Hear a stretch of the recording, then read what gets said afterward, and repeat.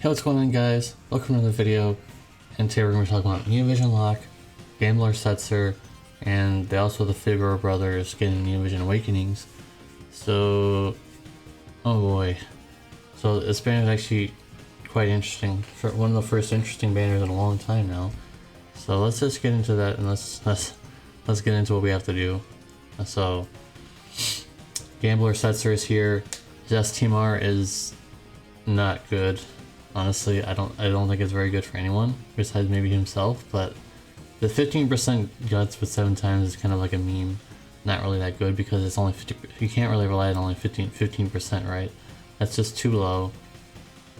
Sure, it has 7 times of guts, but I mean, if you're getting low that much, I think there's a problem with your team because you shouldn't be getting that low that many times. So, anyways, so 150% true dual wield. No 6 times cap, I think. I'm pretty sure he does not have, otherwise I would have wrote that there. 150% Avian Demon Killers. Pretty nice, the Demon Killers especially. Avian Killer not so much. I'm assuming there's a lot of Avian stuff in this. There's 2 units in this banner that have a lot of Avian Killer. And sure, it might be lore related, but there has to be like an Avian boss coming soon or something because there's a lot with that going on. So, he's a fixed damage user, just like his 4-star form, of course, but it's obviously more enhanced to being a 5 to 7-star unit. You can expect to see that kind of damage here. He's a spirit based, you know, spirit scaling, whatever you want to call it. Stardust Ray and also Mystic Cross or CWA Chainer, and also he has the zone. He has a zone effect of what I don't really know what it is, but he has a zone effect of his own, just like Terra. So there's that. The biggest problem with him, no imbues, no imperils, of course, no imbues or imperils. And I don't know why I didn't write that there, but no, he does not have any imbues or imperils, so you'd have to use that himself. No 6 times cap, so it kind of hurts his damage a lot. But one of his modifiers can be like extremely high. I think his Stardust Ray chaining can be like really high, but it's such a small chance. It's very similar to Green Mage Marie or Selfie, where they have like a chance of getting the strong move, but it's such a low chance. And really the worst part about it is it only lasts for 1 turn. The modifier, I think it's like 7 times mod increase, but it's only for 1 turn. So on top of needing to get a very lucky chance of getting it, it only lasts you 1 turn. Now if it lasted permanently, that would be insane, and he'd be a lot stronger than he is, but honestly he's just not that good. Fixed damage, even if you hit the max fixed damage on one of his abilities, which is like 99k, I think. 99k is like nothing. Bosses have like billions of HP now. I told you guys, fixed damage is not good anymore. DOT is not going to be good ever, unless it does insane modifiers, and fixed damage will not be good unless it does insane modifiers, or I guess not modifiers, but if it takes away a lot of HP. And of course they won't do that, because that would remove the challenge, because fixed damage is just a really strong mechanic in general, but just in practice it never really works. He's really just a meme unit. He has status inflictions on one of his abilities, just use him for arena probably. He has like, when he drops below 21%, he gets his lone burst upgraded, but it's not even that much better. And it's only 3 hits. It's like a 80 something modifier with ignore something, but it's only 3 hits, so I don't know, it's not really worth maxing. He's just, his sprite is better than the unit itself. I have to say, when I first saw the sprite, I thought he was the Neo Vision, to be honest, because the sprite is amazing, but the unit itself is just, it's not hitting the right cylinders here. So I'm gonna give him a 6 out of 10. For a 5 to 7 star unit, I think 6 out of 10 is a very strong score. Remember, guys, 7 is average. 7 is an average score for me. So 6 out of 10 is very strong. If you can imbue him, and you can actually find someone to chain with him, or just use another one of your own, choose 2 of your own, he might actually do something. He might actually do something, guys. I'm not trying to be super negative. I do feel like he has potential. I wish he had the 6 times cap, because then I think he'd be a little bit higher in the score, because I think he would have potential. You just have to have someone to imbue him. And honestly, at this point, it's not that hard to find someone to imbue him anymore. someone on this banner can imbue him, hint hint, and also Rain could imbue him, or Madam, or Pwn, you know, stuff like that. So imbuing him is not that big of a deal anymore. You can fit imbuers on teams most times, so he's decent. I wanted to just go a little bit more of a section because I do think that he's pretty decent. But moving on, we have the main event already. I'm trying to get to the main event because the other two units, oh my goodness, we have there's a lot to go over in the other two units, the Neo Vision upgrades, my goodness. So let's just get into the main event right now, where what most of you guys want to know. So here is Neo Vision Locke. He is Neo Vision base. You cannot upgrade your old 5-star adventure Locke into this one, so don't ask. This is a completely new unit. I still don't know why people are confused about this, because this is not a new thing. I cannot upgrade my 3-star Rain into King Rain or Neo Vision Rain. It's just not. It was never a thing. I don't know why people are so confused about this. So, anyways, his STMR, like I mentioned, has that avian killer. So there has to be an avian boss coming, because there's like 2 or so bosses, at least on the JP side. On the global side, I think there's only one, maybe 1 or 2. I can't remember right now. There might be another one, but for JP, there's Necron from Final Fantasy IX, and also the Chocobo Battalion, of course. Global has that too, but there's not a lot of avian stuff in this game. But this guy is like a lot of avian killer, and I know that someone told me that it's a lore related thing, but there's got to be some purpose to this. So his STMR is very mediocre for right now, and throwing weapons are not very good, but they're trying to make them meta now. I'm glad they're at least trying. And the way that they're trying to make certain other weapons meta related, or at least trying to make you break out of the mold of katana, great sword, you know, stuff like that. So where you can use things like his he has breaks, he has like imperils for guns, throwing weapons, and bros. And sure, they're a little low, but you'll still do a lot of damage. So moving on, 150% true to will at 6 times cap, of course. 50% chance of being targeted, so if you have the Moogle Charm, you got 100% already. And he has 100% Dragon Killer and also Avian Killers. Again with the Avian Killer. 40% evasion in his normal form, and also 30% in Brave Shift form. I'm not sure why that is. It's kind of annoying. A little bit of annoying, but not that big of a deal. And he has Water and Fire Imperils. He also has Imbue for Fire all allies, and also on the same move as the Fire Imbue, he has Auto Revive for AoE. Very nice. 80% breaks on demand, so just a regular ability. He has 85% breaks on a cooldown, and also has 90% attack and magic breaks on a lone burst. So the other breaks are obviously all full break, and I just wanted to segregate the 90%, because 90% is only attack and magic, but it does offer a lot of other things in his lone burst as well. Some stuff like that, so it's a little crazy. Dagger break gauge ability, so when you use it, he removes the break gauge. That's kind of a nice utility. You're on your breaker for once, because usually your DPS has it and it's kind of awkward. If your breaker has it, you can break, and then you can do 2 times of the break gauge, as long as they are weak to daggers, of course. Because you can't, for these kind of abilities, you can't just equip another weapon and use it. It won't work. You have to use a dagger. If it says deal damage with, you know, like Gabron's for example, with a sword, he has a sword break. You have to equip a sword to use that ability, or else it won't work. It'll just fizzle out. It'll do like nothing. So you gotta equip a dagger for that ability to work.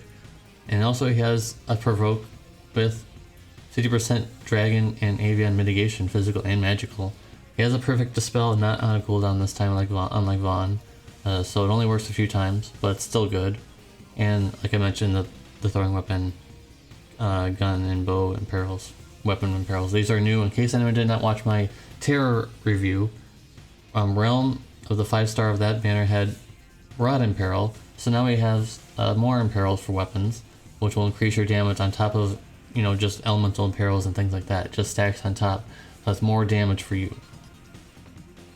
So there are a few cons that I mentioned that I'm trying to compare this guy the most with Vaughn. So his breaks only last for 2 turns on his little burst, which is a little low in my opinion. And he also has no AoE Mirage, and he has no water imbue.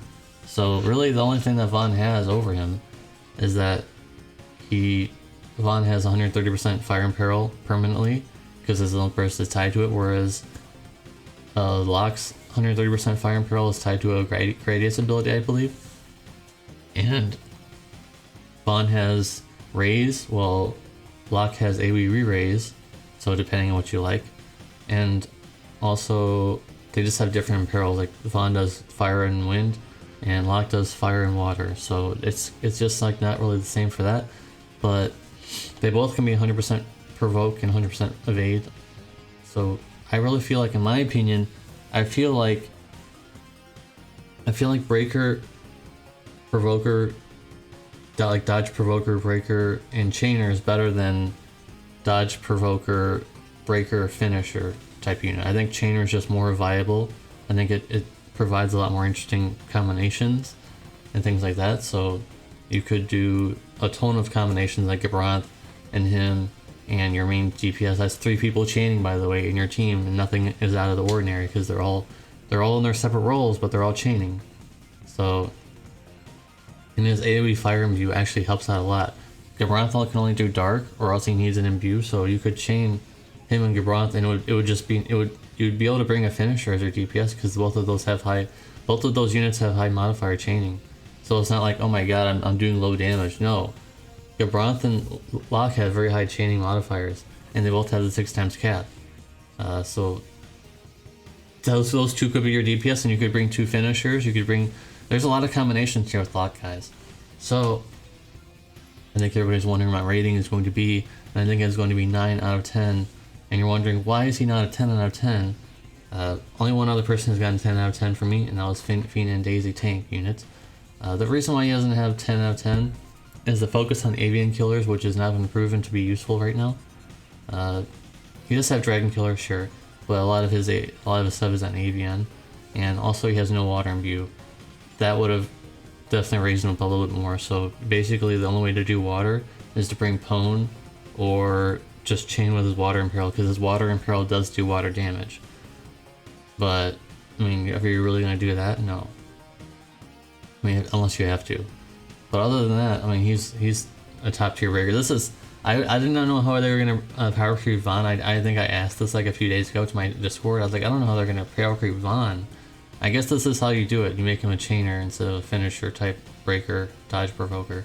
So it is possible. The 30% evasion in the brave shift form is a little annoying, but it's not that big of a deal. You can, at this point, most JP player accounts, unless you're new, I think we'll be able to gear him 100% evasion in both forms with no real problems. And ironically, well, maybe not ironically, funnily enough, actually his 5-star forms as Tamar would be pretty good on him because of the evasion, and of course he needs to equip a dagger, so it's kind of like a bonus. It's like a win-win situation where he gets evasion, but he also gets that dagger for the dagger break gauge ability. So there's that, guys. 9 out of 10 for that.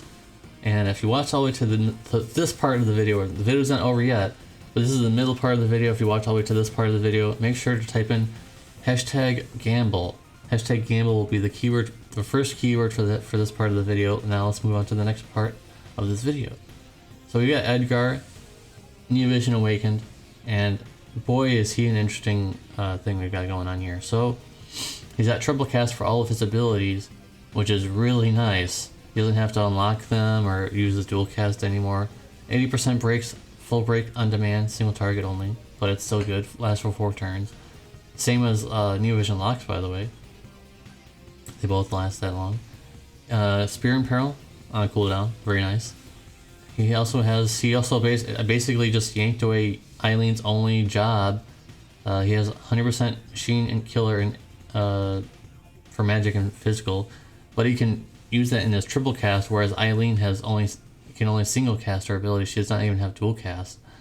So, with that being said, I mean, it also provides, on top of the killers, it also provides machine mitigation for magic and physical. So that's bonkers already, and he can be a chainer on top of that. Whereas Eileen is a little slow, more of a finisher in a rare shift form. Whereas he is a finisher in his own right. We'll be getting to that.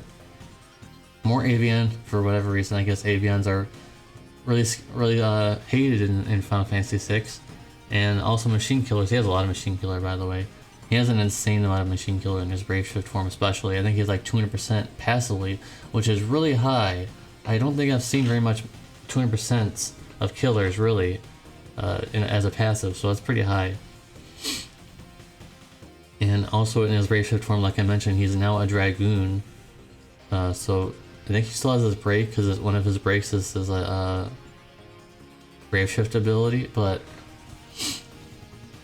he is the strongest Dragoon in the game, and he's also one of the best finishers in the game. As a jump finisher, of course. He also has a 6 times cap in both forms, I believe. And it has 200... I think he has some true duel. I can't remember how much. I know in his Brave Shift form, I think he has 150%. But I don't remember how much he has in his normal form. But he has the 6 times cap, which is really nice. It's a really interesting subject of a true duel Dragoon finisher. I'm not sure how that's going to work. But I don't know. So... He has kind of like one-upped Freya because apparently like his... I don't know how this is gonna work. Like someone talked about him, I can't remember already, but he is one of the top damage dealers in the game. And his only con is that he doesn't have any imbues, but like I mentioned with Setzer, not having that imbues anymore is not a big deal. You can have Pwn on your team, you can have Rain on your team, you can use Locke to imbue him with fire. It's not a big deal anymore. It's still a problem if you can't fit imbuers on your team, but if most times you can. Most times in the JB side in the meta, you can fit yourself in an imbuer of some kind. So I guess the really biggest con is that he can't really break and jump at the same time. And the reason why I say that, I mean, you could still do it. The breaks will last 2 more turns, and why I say that, you could still do it. You'd have to break first before you jump. And the reason for that is because apparently his jump actually has 2 turn delay, a little long, but it does do a lot of damage, and he has a lot of jump damage too. So what you would do is you would break first, and then you would go ahead and prepare for the jump. Make sure you get him imbued and stuff beforehand before he jumps, because I don't think you can imbue him while he's in the air. I don't remember the mechanics of jumps that much because Dragoons are really kind of like an afterthought, same as Summoners really. Same as Summoners, they're kind of an afterthought before Terra, of course. So what do I give him? I think I'm going to give him an 8 out of 10. Very, very strong Dragoon, my goodness. They really liked Final Fantasy VI, I guess. For this at least, on no Celeste still. I don't know where she is. Just before anyone asks, I don't know. But I think that this is a very impressive an upgrade. This is a very, very impressive Neo Vision Awakened upgrade for Edgar. So 8 out of 10 for him. And moving on. Oh my god, this is gonna take a while to break this one down. So Sabin also got Neo Vision Awakened, and goodness gracious, I don't know what they were doing. It feels like they did like a randomizer on his kit, because that's what it feels like to me. So first of all, he has magic and physical covers in his normal form. I know, right? What? He has for 1 use 70% mitigation for all mitigations for 1 use for himself. He has 5k HP barrier, 250% defense and spirit buff for himself, not for all, at least 2 uses. And also here for a passive, he gets flat 7k HP and 150 attack. Passive just flat stats. 100% guts, 250% magic buff on both forms. More important on his other form though, and on the star of course. And also in his Brave Shift form, he has quad cast permanently, and he'll chain very well with the new last well, because he also has permanent quad cast. I guess that's kind of like the idea of it. And yeah, he's a mage in his Brave Shift form. I feel like I was saying, he feels like they pushed a randomizer on his kit, and this is what happened. And I know people said that he can become a mage, or he has like magic attacks in the game himself that he comes from. But in this game, it just seems so bizarre. But in a good way, it's really interesting. He has 150% magic and true dual in his Brave Shift form. And he has fire, wind, and light magic chaining, and also he has a flat 1000 magic passive, which is pretty nice. In his Brave Shift form, of course. There are some flaws, a few. No 6 times cap in his Brave Shift form, which kind of sucks a little bit. His fire and wind magic chaining mods are extremely low at this point. In fact, they're like from like last year mods, I think. They're really low. They're like 35 times, and that's really low. No modifier boost in his passives for those. So they're really low, unfortunately. His light one is the strongest one. It's like 70 times or something like that. So, of course, Dark Vision's another person added to the light group of Kuja and Silka, who's very strong, by the way, and also Aerith. So now there's a fourth one with Sabin. And his Brave Shift Olympus, unfortunately, is non-elemental. It was a big disappointment in my Discord. Everybody was talking about it. It's non-elemental. It's not one of those ace type moves where you can imbue him. It's magic attack. It's very high modifier, but it's just non-elemental, so it doesn't mean anything. You could still make it work with like I don't know how you would make it work, because it sure has a gigantic mod, but it just doesn't. It feels like it's not hitting. It's not making a good punch. It's just kind of like not that good. So in Alum, we're definitely smoking some good stuff. So I think that's about it for this. I think the score will definitely be an 8.5 out of 10. Very, very bizarre, but really powerful and really interesting unit. Alum usually doesn't make kits like this, so it's just very interesting to break down with you guys. So this is a very long review. If you watched all the way to the end of this video, there was one keyword in the middle of the video, and now the other keyword will be #monk. So the other keyword I'm not going to tell you, but this keyword is #monk. So if you watched all the way to the end of this video, please type in the 2 keywords in this video for you guys.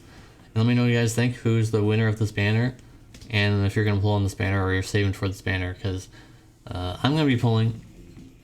I'm definitely going to be pulling, so make sure to follow my Twitch channel, link down below in the video description if you want to follow me on Twitch. And I'll be doing some pulls when the banner goes live. Thanks for watching, guys, and I'll see you guys in the next one. Peace.